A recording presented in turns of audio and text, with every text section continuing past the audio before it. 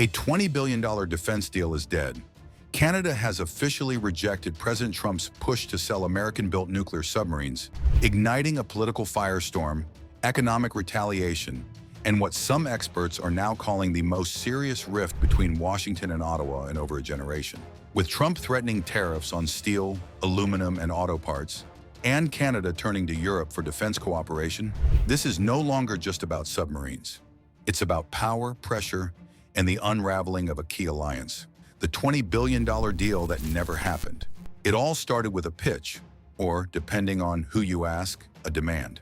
In early 2025, President Trump unveiled a defense export package that included the construction and sale of up to 6 Virginia-class nuclear-powered submarines to Canada. The cost?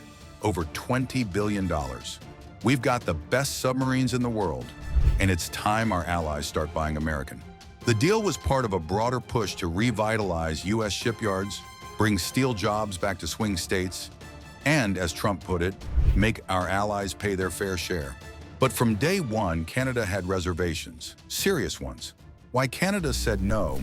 Canada's military strategy has always been different. Their navy is designed for stealth, patrol, and under-ice operations in the Arctic, not for global nuclear-powered deployments.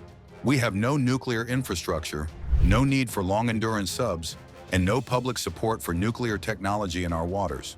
Beyond the tech, there were deeper concerns about sovereignty, industrial independence, and costs.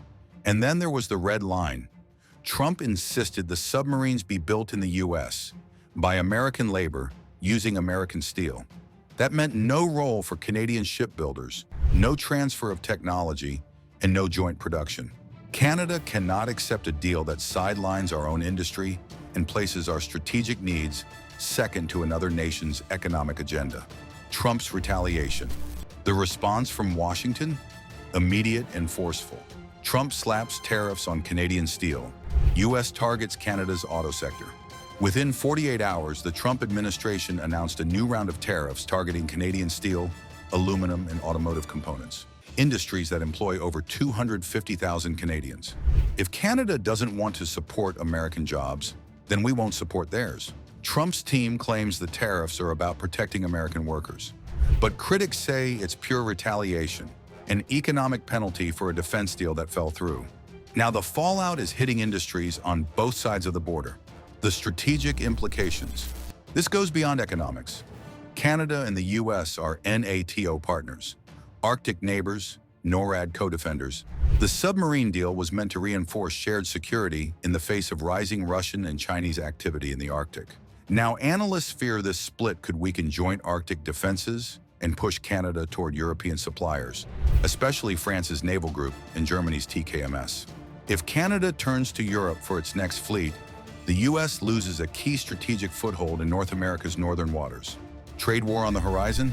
And it's not just about submarines or steel anymore.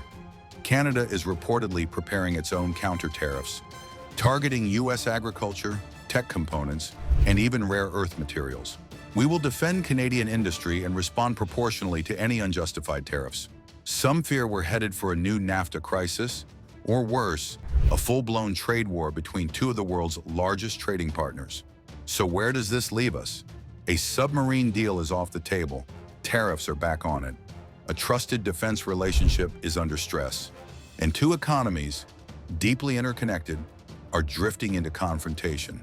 Whether this is a short-term standoff or a sign of long-term unraveling depends on what happens next. What do you think? Was Canada right to reject Trump's deal? Or is the U.S. simply standing up for its economic interests? Let us know in the comments. Like, subscribe, and turn on notifications for more in-depth coverage on global defense and trade.